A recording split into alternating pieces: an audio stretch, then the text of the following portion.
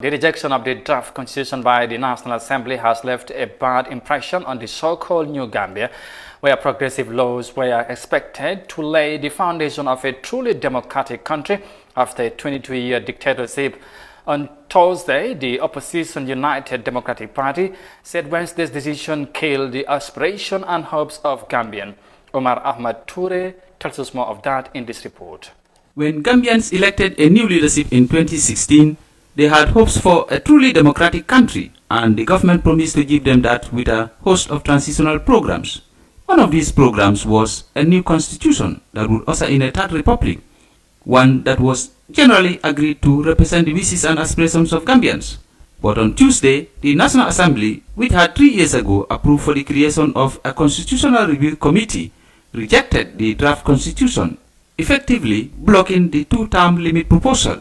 Reacting to the decision, a leading opposition politician, Usain Udabo, told journalists on Wednesday that the change that people voted for in 2016 is crushed by the country's leadership.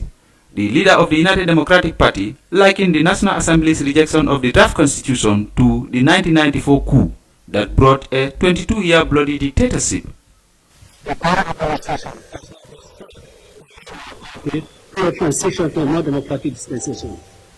It has equally snatched away from the citizens of this country the right to express themselves democratically at a referendum as dictated by the 1997 Constitution. This government has failed in its duty to prioritize the interests of the citizenry and will be held accountable for their actions which led to the rejection of the constitutional reform process.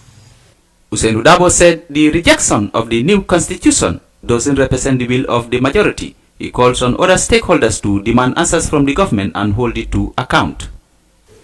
It is a demonstration of contempt for the Gambian people by a wayward administration and its supporters.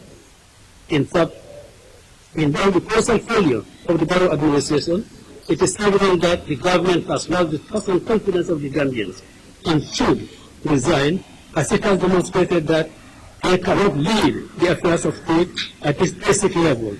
Dabo also said the President and the Minister of Justice failed to address the importance of the draft constitution.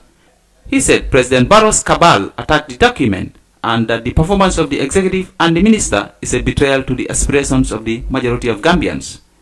No single member of the executive branch weighed in on the draft following the submission to the National Assembly, and it was especially disappointing to see the Attorney General and Minister of Justice who tabled the promulgation bill before Parliament, essentially abandoning the legislation to norms and projecting difference for the passage of a bill that he himself tabled at the National Assembly. He did not advance any convincing arguments to show members of the National Assembly to support the bill. The UDP leader hailed the drafters of the new constitution and the lawmakers who voted in its favor, saying those who rejected the draft constitution will be in the bad books of history. Dabo said he is confident the UDP will win next year's election and will reintroduce the draft constitution promulgation bill.